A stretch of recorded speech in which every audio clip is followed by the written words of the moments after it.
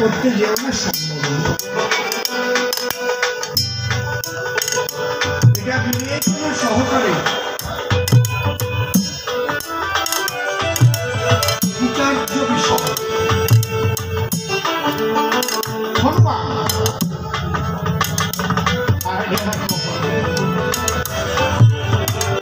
হনুমানের দীক্ষা লাগে কোন জায়গায়? সব দেবতার হনুমানের উপর ব্রহ্মা বিষ্ণু মহেশ্বর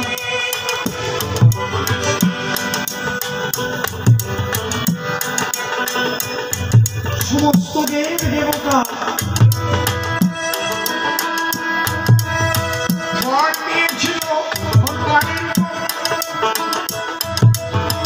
ব্রহ্মা বলেছিল আমার ব্রহ্মকে কোনদিন ধ্বংস, বিষ্ণু বলেছিল আমার চক্রের ওকে ধ্বংস করতে পারবে না, মহেশ্বর বলেছিল আমার ত্রিশূল হনুমানকে ধ্বংস করতে পারবে না। তুমি কি সে আশীর্বাদ প্রাপ্ত? তাহলে তোমার লাগবে কিসের সঙ্গে কি তুলনা? জাগতিক জগতের জীব মাতৃগর্ভে বসে যে কথাটি আসে, জন্মমাত্র মুখে একটু মিষ্টি দিল, মুখে দিল মিষ্টি মধু, ভুলে গেল তখন নামের মধু। ভগবান করে টাকা এই জগৎ দেখে ঈশ্বরকে ভুলে গেল।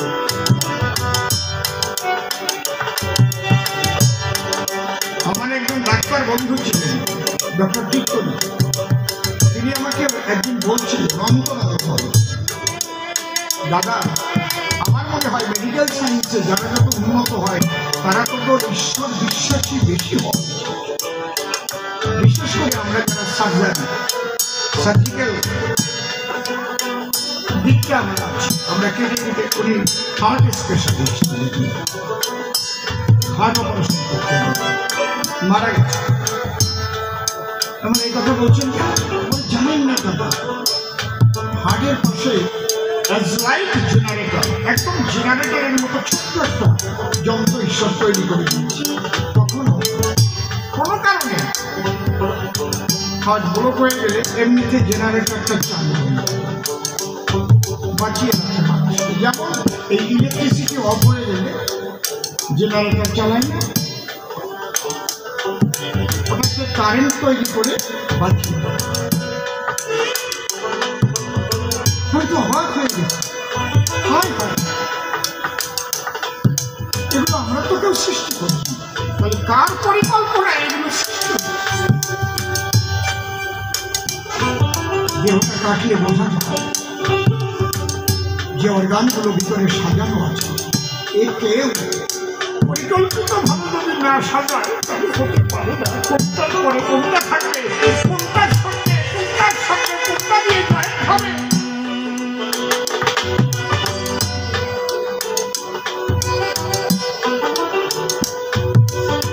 আমি যখন মেডিকেল সায়েন্স নিয়ে পড়াশোনা করেছি আজ পর্যন্ত আমি ঈশ্বর বিশ্বাস করিনি, কিন্তু যখন আমি ডিপলি এর মধ্যে প্রবেশ করি আমি দেখতে পারি কি কিসের অহংকার করে বিজ্ঞান। বিজ্ঞান রিসার্চ করে, এটা ঠিক, রিসার্চ করে, কিন্তু সমস্ত কিছু সার্চ করে যে সব তৈরি করে দিয়েছে, ওইটা রিসার্চ করে। বলে না সার্চ করে তো কিছু পাওয়া গেল না, রিসার্চ করো। অ্যানুয়াল সার্চিং এর পরে রিপোর্ট হবে নাকি? তাহলে তাকে জানতে হলে, বুঝতে হলে, তার সাধারণ পদ্ধতি জানতে গেলে তোমাকে তো একদম শরণাপন্ন হতে হবে বাবা। গুরু ছাড়া কি গোবিন্দ মেলে? চলে গেলে